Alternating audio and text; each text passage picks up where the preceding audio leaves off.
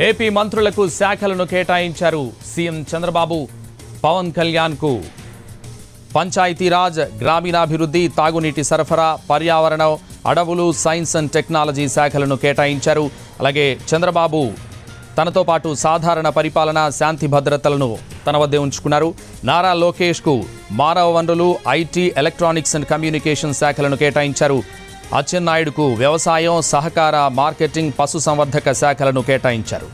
ఇక నాదెండ్ల మనోహర్కు ఆహార, పౌర సరఫరాలు శాఖను కేటాయించారు. వంగలపూడి అనితకు కీలకమైన హోంశాఖ, విపత్తు నిర్వహణ శాఖలను కేటాయించారు.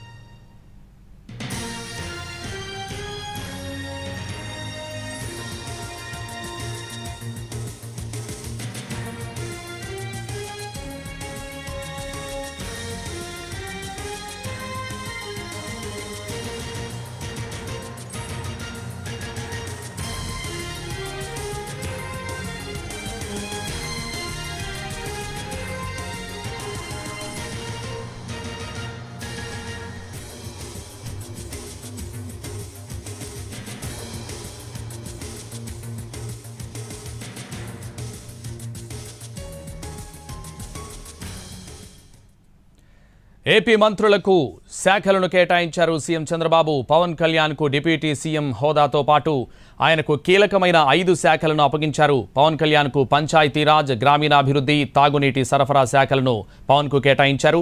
అలాగే వీటితో